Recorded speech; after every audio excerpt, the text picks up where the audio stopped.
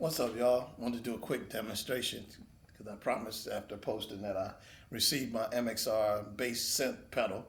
And I want to thank Ian Martin, even though I've never met him, for helping design it.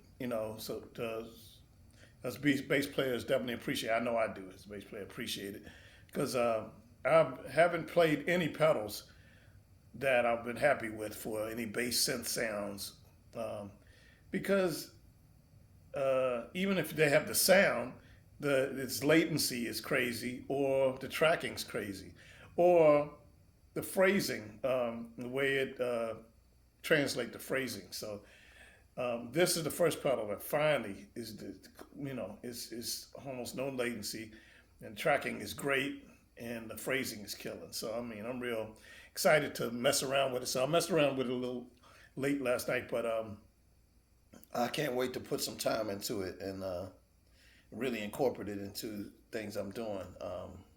But I love it. I think it's a groundbreaking pedal, no doubt. I guess I'll show it right quick. MXR Bass Joint, Bass Synth. And I guess the red button is for, called the shape button for, I guess, certain frequencies. The button next to it that's not lit is the voice button. I guess that's for more definition in the mid-range, high to high frequencies, depending on how you're trying to shape your sound. The top green button on the right is the envelope filter. The middle green button is the cutoff, I guess the cutoff. And the left top orange button is a mix, mix the electric bass with the synth sound, how much you want in there. And then the bottom orange button is a sub mix. It's more like an octaver, I guess you can call it. The resonance, I think that knob in the middle, the green knob at the bottom, it's more like a, mess with the definition of it, of, how much definition that you want in there. And then the right bottom is the modulation, which is more like, I guess, for chorus sound or flange, effect. Anyway, then you got the on-off foot switch, and then, on in and out, effects on, effects off. And then the very bottom, there's a selection switch, which is like 8, each time you push it, it goes to 8, each different, sounds that were pre-programmed by Ian Martin and Dunlop or MXR or whatever. So anyway, I'll just give a little demonstration. I haven't really, I'm not gonna mess with it too much. Just gonna give a little bit, but I'm curious to see. This is the first. I think this is the first sound. The first sound, the second lecture.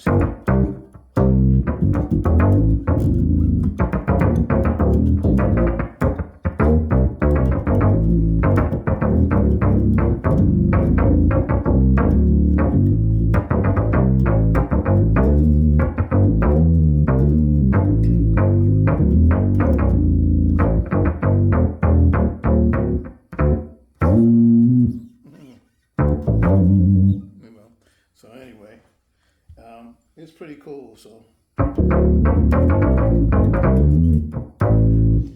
me mess with the second one. Yeah, that's the one with more. You hear the Herbie Hancock.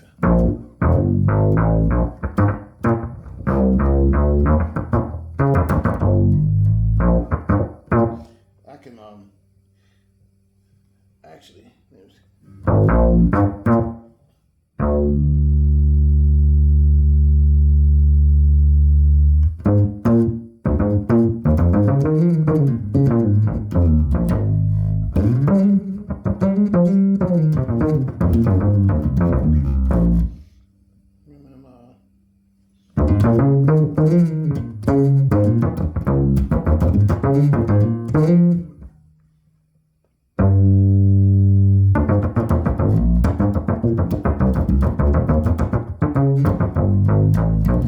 What I like about it is that I do a lot of ghost notes, and I like the way it translates them.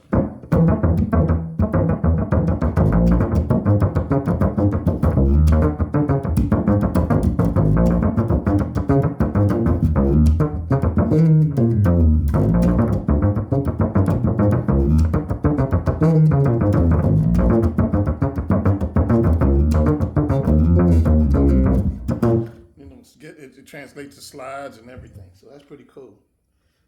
Let's see what the third setting is. I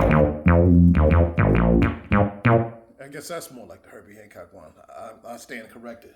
Here we go.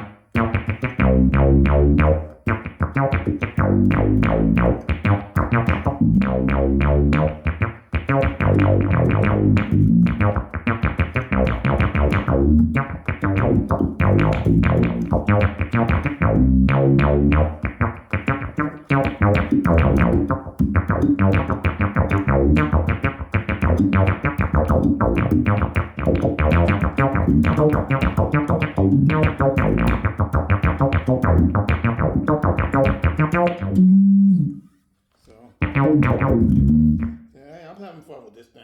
I can't wait to really dig into it, put some time into it, and see. Here we go. You know, Bernie Worrell up in here. Clear Funkadelic.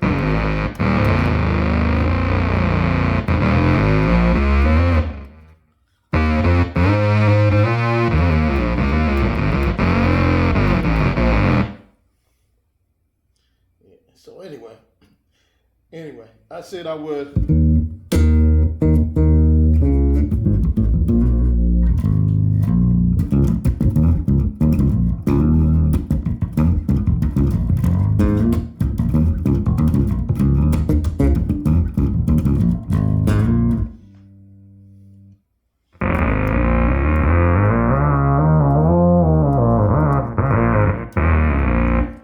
Disturbing the cats right now, so I'm gonna go through it real quick and then. So a lot of sound.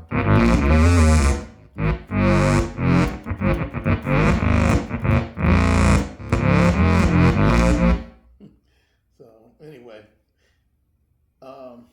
so I figured I'd just do a little quick demonstration. Sorry that I don't know much about the knobs to really explain how to manipulate, but I will be learning. So that's it. But I'm excited. Something new to tackle this year. Something new I need to, because I play with Eric Darius, and he been wanting me to play keyboard bass on his on a lot of his stuff. So. And prior to this year, I hadn't played keyboard bass on anybody's stuff except for my own recordings and stuff. And so then I had to step it up. And Gerald Albright asked me to do it, and I hadn't been shedding and stuff. So, but not that I'm still gonna start. I'm still gonna keep shedding. I started shedding this year, and then the Brian Culbertson thing. So each year I try to tackle one or two things that I'm uncomfortable with, something that I need to step up or whatever. And so I'm excited about it. So I'm still going to share my keyboard bass. I'm no beast like a lot of these bad cats out here on, keyboard bass. But,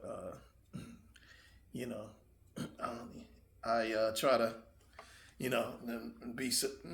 be efficient and do what the job calls for, and then I keep a shed. You understand? That's all you can do.